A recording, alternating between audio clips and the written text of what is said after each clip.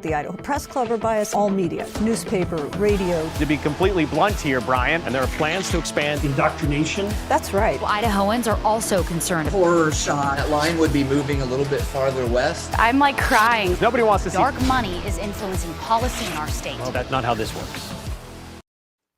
Well, hello there and welcome to Nowhere to Hide. I'm Brian Hyde, and I appreciate you joining me. This is now a daily feature which airs each Monday through Friday at 5 p.m. Mountain Time, and it's my honor to be here to help set straight some of the more egregious examples of bias both on media and social media. And by the way, my thanks to those who are helping to direct more people to this program by drawing attention to it.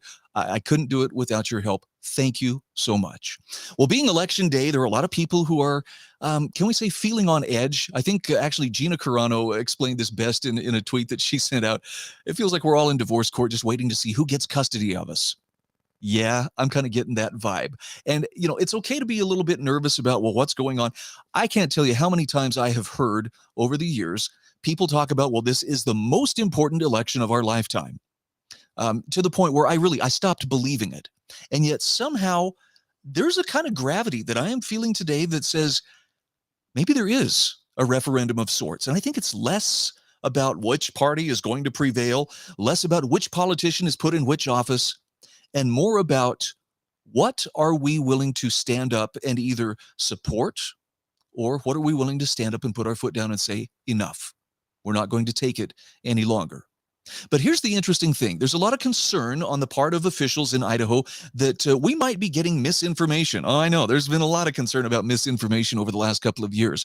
But check this out. This is from Idaho Press, an article about Idaho officials urge voters to be wary of misinformation. Idaho officials are urging voters to get election-related information from trusted sources. Now, what would those trusted sources be? Not the same ones who told us that, wearing a mask would actually stop the transmission of a particular virus, or that getting a jab would stop transmission of a virus, or that bringing your kids to drag performances is somehow a good and wholesome thing. Not those trusted sources, right? Anyway, they want us to report possible voting rights or fraud concerns to officials. But here's the really interesting part, and that is, are we even going to get results in a timely fashion? You know, the big buzz for this year is the deniers. Well, you don't want to be an election denier. If you're an election denier, well, nobody can take you seriously. And yet, I would much rather be an election denier in the sense that I'm saying something seems off here, or I'm not sure that this really was an honest, transparent election, than to be a reality denier. And we know what the reality deniers are all about. Girls have penises. Men can give birth.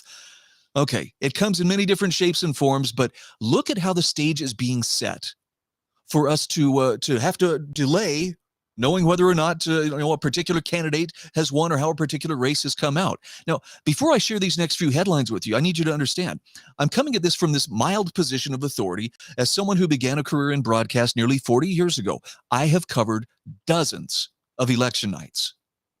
And it is not the norm that, well, this just takes a long time. I mean, the technology has improved so much, it should be faster and more efficient than ever before. And even with mail-in ballots, which, by the way, are very easy to use to commit fraud, if you haven't seen the movie 2000 Mules, it's pretty eye-opening. And it definitely raises questions. Again, you don't have to agree, oh, the 2020 election was stolen, to understand, ooh, that's not right. Why are people dropping off so many ballots, and why is it that suddenly, we found enough votes that our guy won? But look at the headlines that we are now being asked to consider to prepare us for the possibility that maybe that red wave that we've been hearing about and that has had the Democrats in histrionics for the last few weeks because they've realized their numbers just aren't there. Well, it may just be an illusion. Okay, so here's a headline from ABC News. Early election night results might not indicate final tallies. And love this. And why that's okay.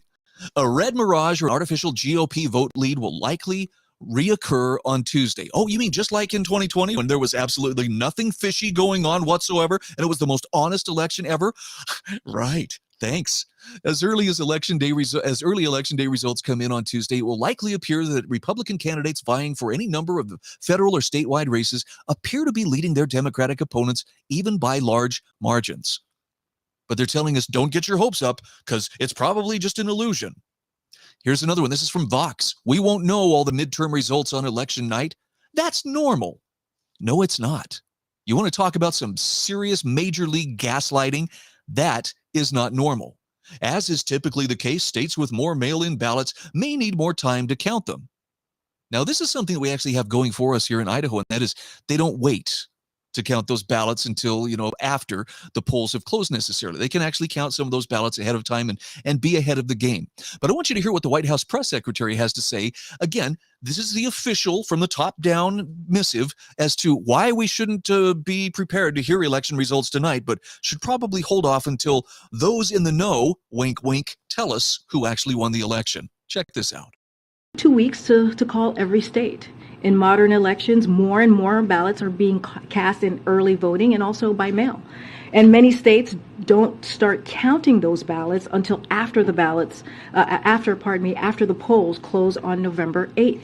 So you heard the president say this the other night. He has been very clear on this as well. We may not know all the winners of elections for a few days. It takes time to count all legitimate ballots in a legal and orderly manner. That's how this is supposed to work, and it's important for us to all be patient while votes are being counted. Yeah, kind of like when President Biden congratulated the new president of Brazil for having the most above board, honest, and fair election. I mean, really, if it was above board, honest, and fair, would you really need to say that? Or is this like the used car salesman who refers to himself, I'm honest, I'm the most honest salesman out there? Methinks he doth protest just a little bit too much. And here's one more headline, just to again, reinforce, be patient. This election is probably going to go on for a while. So in the meantime, you have to wonder, well, if you're concerned, if you're wanting to know about what the results were, how exactly does the press think, we're waiting to find out about this? I have a hunch that this is kind of how they see those who don't necessarily trust the election system. This is how we're waiting out the next 48 hours or the next 72 hours, trying to find out, who exactly won. Of course, this is nothing more than a caricature, but you get the impression that, no, they actually see us that way. In the meantime, the people who are pushing hard for this is why you have to vote for certain candidates, and you cannot possibly consider anyone who would limit the power of government or restrict government to its proper role, which is to keep us free, not to micromanage how we think, how we feel, what we do, what we say, how our toilets flush and what we can eat and what we can't. This is what's driving them. At least I think this is a pretty fair representation.